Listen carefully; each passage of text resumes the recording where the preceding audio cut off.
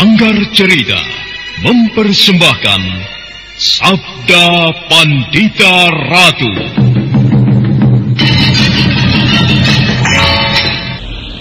Cepat padamkan api itu. Ayo, siram dengan air. Ayo. Kau masih hidup, Le. Kau masih belum mati, Padrawati. Kau masih hidup, Le. Ayo, kosongkan tempat ini. Jangan ada yang berada di dalam pendopo. Ayo, semuanya keluar. Berikan kecepatan kepada anak Mas Mariamun. Ayo, keluar. Kita keluar semuanya, keluar.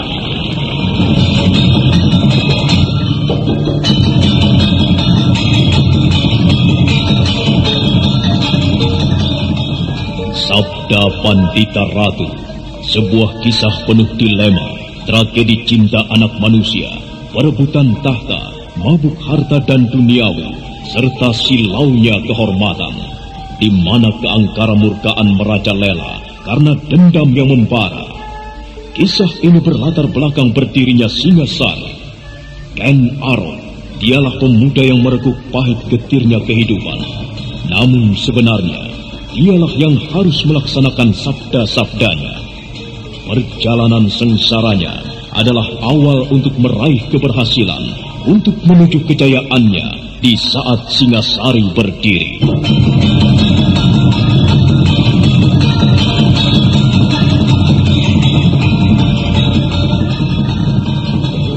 Paman memperhatikan ujung pemilik kapal itu?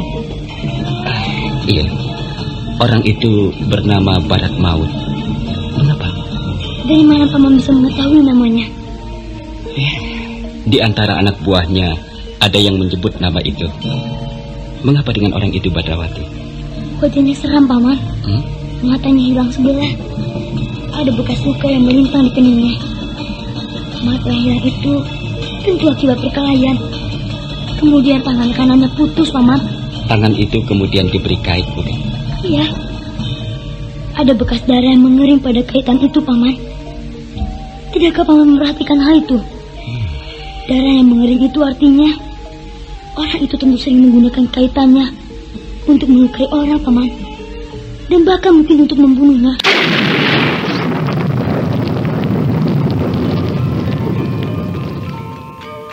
Sabda Pandita Ratu. Naskah ditulis oleh Pondra Swasti Langit, diolah oleh Agung Bahrodi, didukung oleh artis-artis terkemuka Ferry Fadli, Eli Ermawati, M. Abud, Ivone Rose, dan lain-lain. Teknik dan montase Ibing Arifin, dengan sutradara Dian Pertiwi. Sabda Pandita Ratu dalam episode ke-25 ini dengan judul Lidah Api Abadi.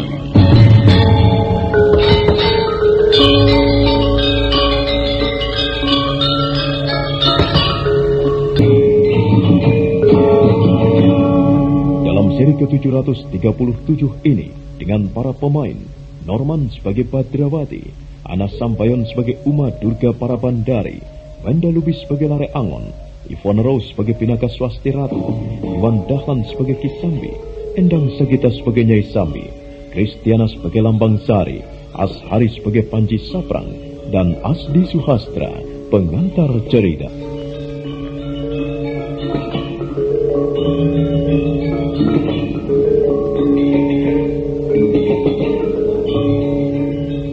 Uma Durga Parabandari membutuhkan waktu sesaat untuk menyiapkan serangan dahsyatnya yang mengalir melalui matanya. Kesempatan itu dipergunakan oleh Badrawati untuk melenting cepat dan mengayunkan campuknya. Sebuah ledakan tepat di dekat telinga Uma Durga Parabandari telah membuyarkan pemusatan pikirannya.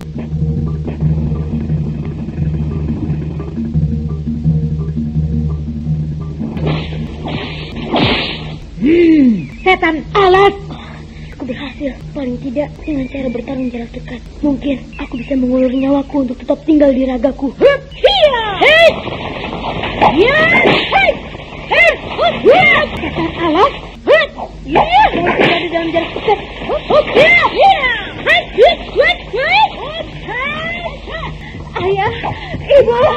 Buka pintunya! buka pintunya, Ibu. Ayah. Aku takut. Hati aku takut, Ayah. Kau tidak apa-apa, Ndu. Aku takut, Ibu. Aku tidak mau, Ibu. Aku takut, Ibu. Cepat sembunyi. Sembunyi di mana? Di kolong, ayo sembunyi di kolong. Sembunyi di kolong semuanya. Aku akan menjaga kalian. Cepat bersembunyi di kolong, ayo cepat. Aku takut. Aku takut, Ibu. Ayo, kita sembunyi, Ndu. Sembunyi di kolong tempat tidur itu.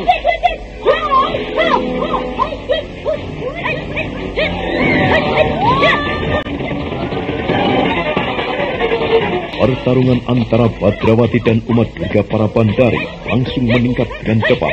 Badrawati yang menyadari betapa berbahayanya mata Durga yang berada di kening itu memaksakan pertempuran jarak dekat. Cambuknya meledak-ledak tiada henti, membuat umat Durga menjadi semakin marah.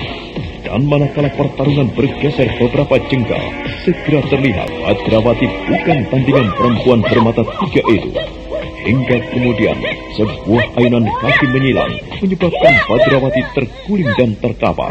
Umat Durga segera mencengkramnya dengan tatapan matanya. Kau pikir kau akan bisa mengalahkan aku?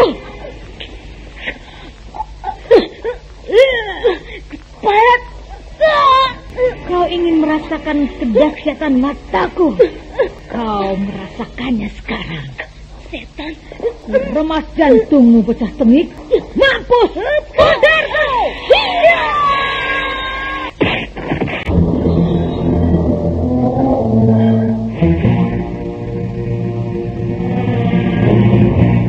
Saprang. Hamba, Sang Ratu. Bawa adikmu, kita tinggalkan tempat ini. Baik, Sang Ratu. Cepat, kita harus segera pergi. Waktu kita sangat terbatas. Dia... Bocah itu sudah mati. Tak ada manusia manapun di dunia ini yang bisa selamat dariku. Kita pergi. Hop!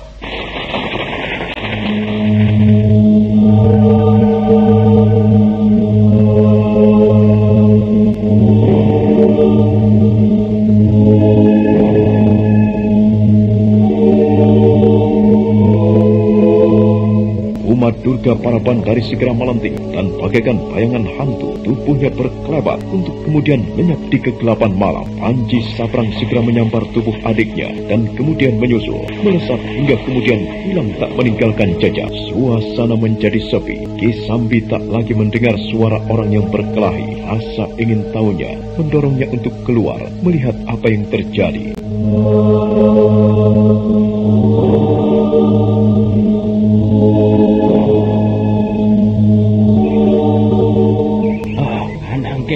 Anager Badrawati, Dok tak bernapas. Bagaimana, Ayah? Aduh, bocah ini bernasib malang dalam membelamu, Lambang Sari. Apakah ia mati? Napasnya tak ada dan aku tak mendengar detak jantungnya. Aduh. Ya terus piye toh? Iya, aku juga bingung. Aku tidak tahu apa yang harus aku lakukan nih. Ayah, bagaimana dengan mereka? Orang berambut putih itu, Ayah. Aduh, orang itu nampaknya telah pergi, Duh. Orang berambut putih itu terluka. Yang berkelahi dengan Anager Badrawati tadi seorang perempuan. Jadi bagaimana, Ayah? Aku harus memberitahu Kiai Pangon, Nyai. Bukankah ada paman dari bocah ini di sana? Jangan tinggalkan aku, Ayah. Iya, jangan pergi, Kiai. Habis bagaimana? Pukul saja kentongan, Ayah. Iya. Benar, pukul saja kentongan. Iya. Aduh, kalau orang-orang itu tak suka dengan suara kentongan dan justru datang kemari, bagaimana? Kalian bersembunyi lagi di bawah tempat tidur ya. Aku akan berlari secepat-cepatnya menuju ke rumah Kiai Pangon ya. Jangan, Ayah, jangan. Aku tidak mau ditinggal. Aduh, habis bagaimana? Apakah aku tak melakukan apapun? Paman bocah itu harus diberitahu. Orang yang melukainya sudah pergi. Pukul saja kentongan. Iya, Ayah. Baiklah. Aku akan memukul kentongan saja.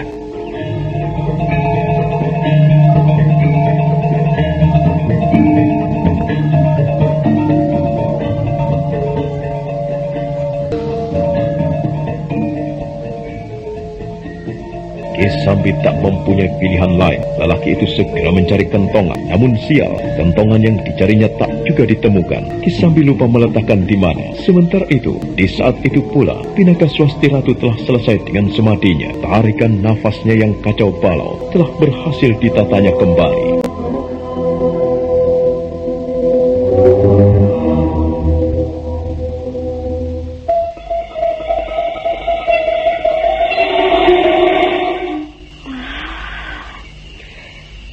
Kau berhasil, Pinaka? Ya, aku telah berhasil. Namun tidak sepenuhnya. Jantungku serasa akan copot. Bagaimana dengan Badrawati? Ia memburu Pamukatsi. Aku tidak mengira Uma Durga para bandari muncul juga di tempat ini. Lalu? Badrawati. Aku mencemaskan Badrawati. Suara kentongan. Iya. Pasti sesuatu sedang terjadi di sana. Aku akan meninggalkanmu. Aku akan menengok apa yang terjadi. Iya, cepatlah lari Angon. Kemungkinan Badrawati bertemu dengan mata Durga itu cukup besar. Iya.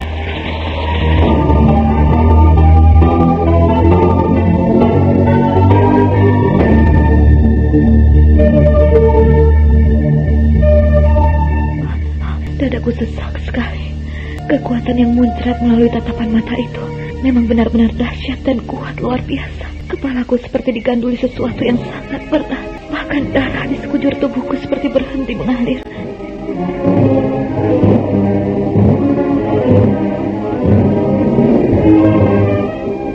Darah merah membasahi sudut bibir Pinaka Swasti Ratu. Dengan tangan kanannya dia membasuh darah itu. Mendadak pandangan matanya terpaku pada Raja Kalacakra di tangan kanannya. Dadanya pun kemudian merambat bergolak.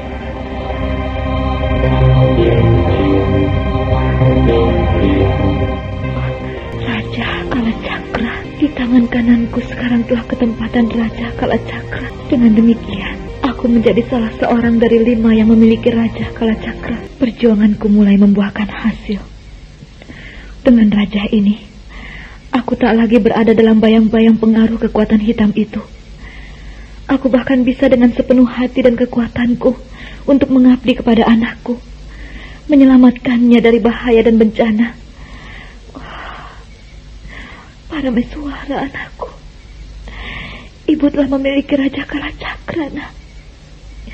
Ibu tidak akan lagi membahayakanmu karena pengaruh kekuatan hitam itu, Le.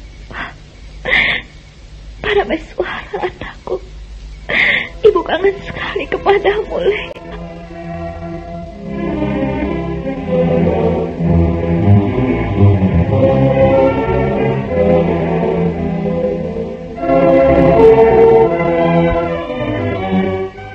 Bukan hanya Raja Kalacakra yang telah aku miliki, akan tetapi di tubuhku aku telah ketempatan Aji Condro Birowo. Aku telah mampu melakukan petunjuk orang aneh berjubah merah itu untuk manunggal pada tubuhku. Duh, yang Batara aku, tiada terbilang rasa syukurku. Jagat Dewa Batara.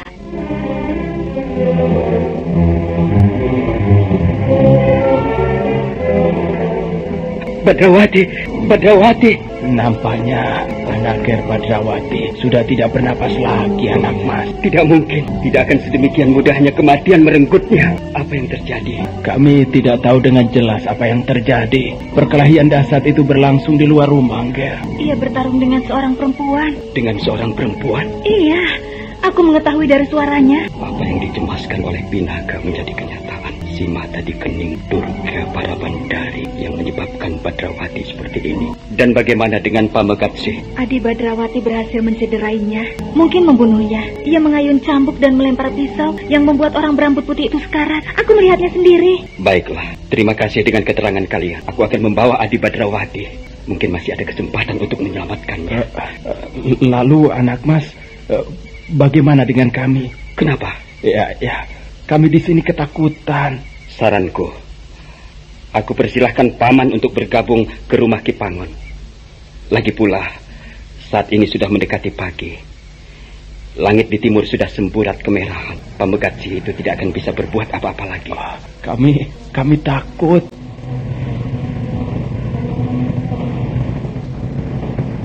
Demikianlah, bersamaan dengan mulai semburat merahnya langit di sebelah timur oleh datangnya fajar pagi yang dikemuli oleh turunnya kabut tebal, para penduduk segera keluar dari rumahnya untuk saling mencari keterangan atas apa yang terjadi. Pinaka Swasti Ratu menjadi tegang melihat di kejauhan. Akhirnya Lare Angon muncul dengan memondong tubuh Badrawati.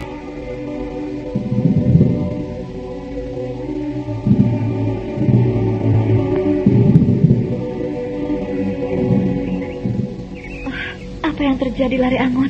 Benar dugaanmu. Badrawati bertemu dengan perempuan bermata tiga itu. Lalu dia pingsan? Tidak hanya sekedar pingsan. Periksalah Pinaka. Dadanya membiru. Juga pada pundak dan punggungnya. Sebagian rambutnya terbakar. Ia tak bernapas lagi. Jantungnya berhenti. Apakah ada cara yang bisa dipergunakan untuk mencegah? Keadaan Badrawati saat ini seperti yang dialami rambut putih itu. Badrawati telah menghajarnya dengan ajian pamungkas yang menyebabkan tak bernafas dan jantungnya berhenti. Ya, aku mengira Pamegatsi telah mati, namun ternyata ia masih hidup. Badrawati, begitu besar pengorbanan dan pengabdianmu, Le. Aku tak percaya akan semudah ini kau mati. Badrawati. Rasanya ada yang berbeda antara Badrawati dengan Pamegatsi. Wajahnya pucat. Kekuatan yang muncrat dari tatapan mata Durga itu tentu dengan ganas telah menghajarnya. Apakah dengan demikian Badrawati tidak tertolong? Badrawati.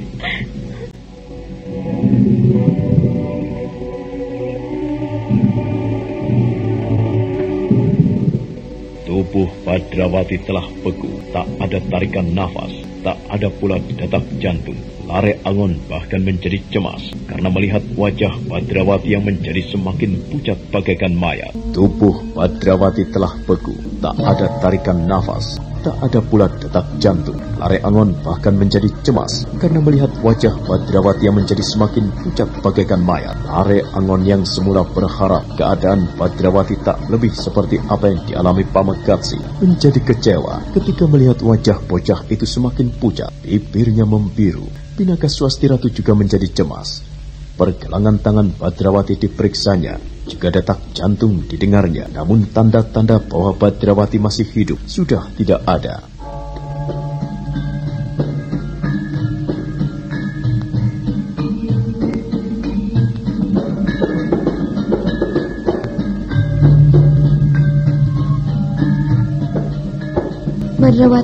Badrawati, kau jangan mati, Badrawati. Kau tidak boleh mati. Kau masih muda. Kau masih bocah. Langkahmu masih panjang, Le. Jangan mati, Badrawati. Kau belum waktunya mati. Kau masih dibutuhkan, Cak Bagus. Kau masih muda. Jangan mati, Badrawati. Jangan mati, Le. Wajahnya semakin pucat saja. Jangan. Pinaka, mari kita melakukan sesuatu. Aku akan merangsang jantungnya agar berdetak lagi. Kau rangsang kepalanya agar simpul-simpul perintah di otaknya bekerja lagi. Kita tidak punya waktu terlampau banyak, Pinaka. Ayo cepat kita lakukan. Iya.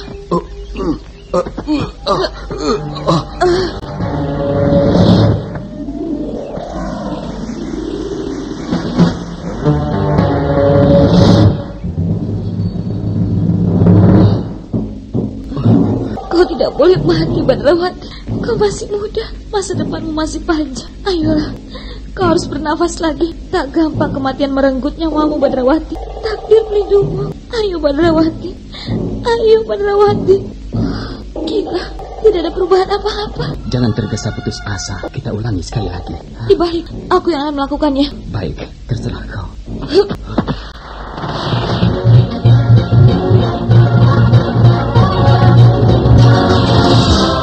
Pinaka Swasti Ratu menempelkan tangan kanan yang menyimpan Rajah Kalacakra ke kening, merangsang otak Badrawati agar bereaksi. Lare Angon menempelkan tangan kanannya yang juga menyimpan Rajah Kalacakra ke dadanya, merangsang agar jantung bocah itu berdetak kembali. Namun tubuh itu tetap beku.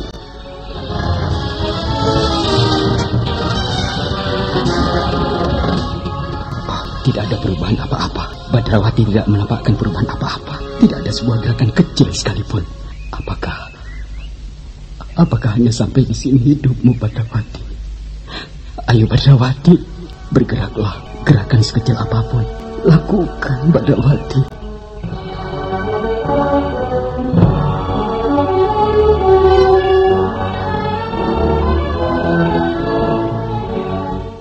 Ayo Badrawati, kau masih muda, belum waktunya kau mati, Le. Ayo, kau harus hidup lagi Badrawati.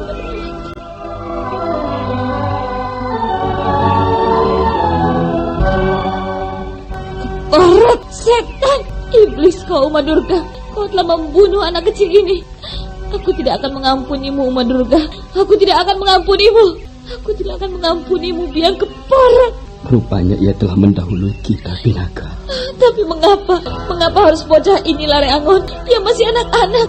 Lihatlah, sebenarnya ia masih bocah, masih senang-senangnya dia bermain. Tapi apa yang menimpanya? Bahkan tidak seharusnya raja itu singgah di tangannya. Badrawati telah memberikan pengorbanannya yang paling berharga, Pinaka. Sebagaimana kau, aku juga merasa amat kehilangan. Akan tetapi persoalannya tidak lantas berhenti dengan kepergian Badrawati meninggalkan kita. Kau harus ingat dengan anakmu. Badrawati tidak boleh mati. Kita menginginkan demikian, Pinaka. Bocah ini tidak boleh mati. Durga Parabandari tidak berhak merampas nyawanya. Dia harus hidup. Pinaka, marilah kita melihat kenyataan. Iblis keparat. Iblis kau Uma Durga.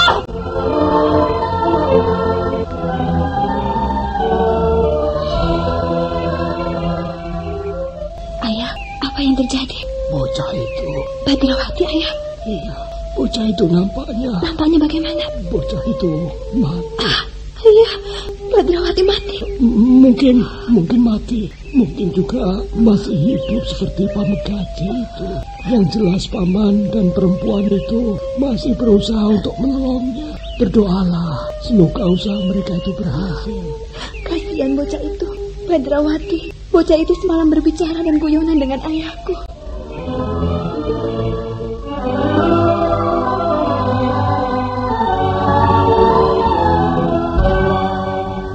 Mangesti dan Sesanti tak mampu menahan air matanya yang kemudian bergulir membasahi pipi. Semalam mereka berbicara dengan akrabnya bersama bocah itu, bocah yang menurut mereka pintar dan menyenangkan. Dan sekarang Badrawati telah tiada.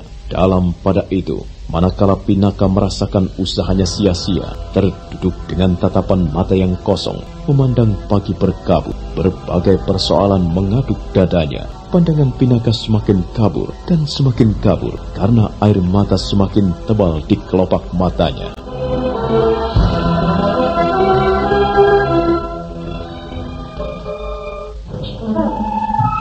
Berikan anakku. Bibi, sadarlah Bibi. Bibi harus menguasai diri. Ayo Bibi, sadarlah. Berikan bayi itu. Aku harus membunuhnya. Tidak Bibi, Bibi tidak boleh membunuhnya. Dia anakmu sendiri. Mengapa Bibi akan membunuhnya? Tidak boleh. Dia anakku. Aku berhak membunuhnya. Tidak bisa. Tidak ada manusia yang berhak membunuh orang lain. Tidak ada ceritanya seorang ibu akan tega membunuh anaknya sendiri. Tak mungkin Bibi melakukannya. Berikan kepadaku keparat. Tidak boleh Bibi. Bibi harus menguasai diri sebaik-baiknya. Lakukan itu Bibi. Bibi sedang berada di dalam pengaruh kekuatan jahat. Bibi harus melawannya. Berikan kepadaku. Berikan. Atau kau bunuh kau sekalian. Aku terpaksa melawan Bibi. Aku tidak akan membiarkan Bibi melakukan itu. Keparat iblis laknat. Kau berani melawanku, ha? Berdebah. Apa bodoh kau? Bibi, sadarlah Bibi. Bibi harus menguasai diri. Janganlah Bibi menyerah oleh nafsu jahat yang sekarang menggeram di dada Bibi. Itu bukan kehendak Bibi sendiri.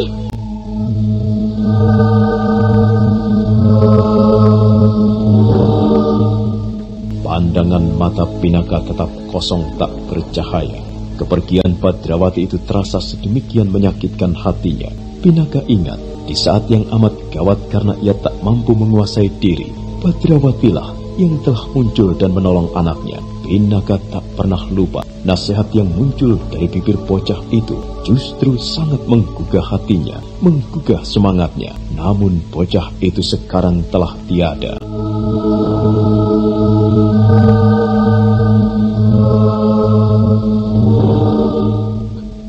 Sudahlah Bibi, tidak ada gunanya Bibi menangis. Aku hampir membunuh anakku sendiri, Badrawati. Mengapa aku bisa ketempatan raja seperti ini? Mengapa aku harus memusuhi anakku sendiri? Bibi, Jangan sebut aku menggurui Bibi. Tidak, tetapi aku ingin mengatakan bahwa Bibi tidak ditakdirkan untuk menjadi pembunuh anak sendiri. Itu tidak mungkin. Lalu bagaimana dengan simbol di telapak tangan kiriku ini, Le? Bagaimana? Seorang ibu ditakdirkan untuk menyayangi anaknya. Tidak ada ceritanya ibu ditakdirkan untuk menjadi pembunuh atas anaknya. Pemuja kegelapan itu salah jika memanfaatkan Bibi untuk keinginannya itu. Bibi, yang penting Bibi harus berusaha menguasai diri, mengendalikan diri. Aku yakin kelak Bibi akan dapat membebaskan diri dari kutukan yang salah alamat itu, terutama di saat malam hari dan bulan, semalam bulan purnama. Titisan Durga itu menggunakan kekuatan cahaya bulan untuk mempengaruhi Bibi. Di mana anakku sekarang, Le? Bibi harus berjanji lebih dulu. Bibi harus mengendalikan diri. Bibi tidak boleh larut oleh bisikan-bisikan yang tidak seharusnya.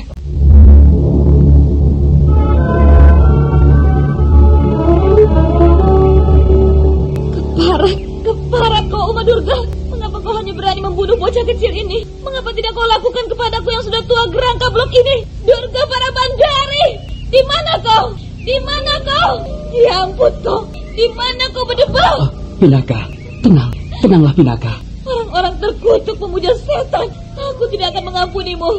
Kalian semuanya akan mati di tanganku. Bukan kalian yang memburu anakku, akan tetapi akulah yang akan memburu kalian.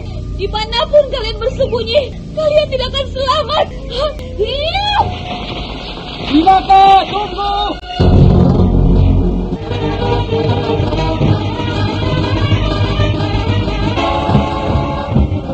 Lare Angon merasa sia-sia mengejar Pinaka yang telah lenyap di telan kabut yang turun keputih-putihan. Fajar pagi yang kemudian datang membuat kabut itu pun kemudian semburar. Lare Angon termangu di depan tubuh Badrawati yang tergeletak beku. Tubuh itu kemudian didekapnya, dipeluk, dan kemudian dipondong masuk ke dalam pendopo rumah Kiai Pangon. Suasana menjadi hening.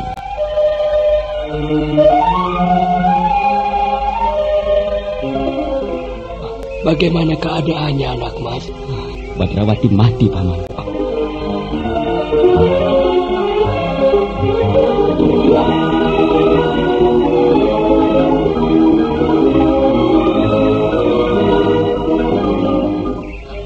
Aku sangat berutang budi kepadanya. Jika tidak ada bocah itu yang melindungiku, tak bagaimana denganku sekarang? Semalam rambut putih itu muncul di rumahku, Mangisti. Ia menjebol dinding sirap kayu kamarku. Bocah itu telah menunggu kedatangannya. Lalu si rambut putih itu dihajarnya. Jika tidak ada dia, aku sudah rusak. Aku tidak akan sanggup membayangkan dinodai oleh pemetik kembang itu. Jika itu terjadi, aku pasti akan memilih untuk bunuh diri. Badrawati, bocah yang telah menolongku itu sekarang telah tidak ada. Iya, aku juga merasakannya sebagai mimpi, Lambang Sari. Semalam kami bertiga, aku, Badrawati, dan Susanti berbicara dengan akrab sekali. Ia ternyata suka guyon, bahkan tanpa malu-malu, minta makanan serta wedang jahe. Mengapa bocah yang sebaik itu harus mati? Dia telah menyelamatkan aku. Pagi itu, rumah Kiai Pangon diselimuti kabut duka. Kademangan Puring pun sibuk luar biasa. Semua orang membicarakan apa yang terjadi semalam. Semua orang sibuk berhitung dengan berbagai perkembangan yang akan terjadi, terutama mereka yang memiliki anak gadis, lengkap dengan segala kecemasannya. Tak henti-hentinya, Mangesti dan Sesanti menangis, bagaikan kehilangan seorang adik yang dicintainya. Lambang Sari yang merasa telah diselamatkan oleh bocah itu juga menitikan air mata. Sementara di pendopo, Lare Angon duduk bersila di hadapan tubuh Badrawati yang berbaring beku. Sekujur tubuhnya semakin pucat. Nah, saudara pendengar, untuk mengetahui jawabannya, ikutilah kelanjutan kisah ini dalam seri berikutnya. Sampai jumpa.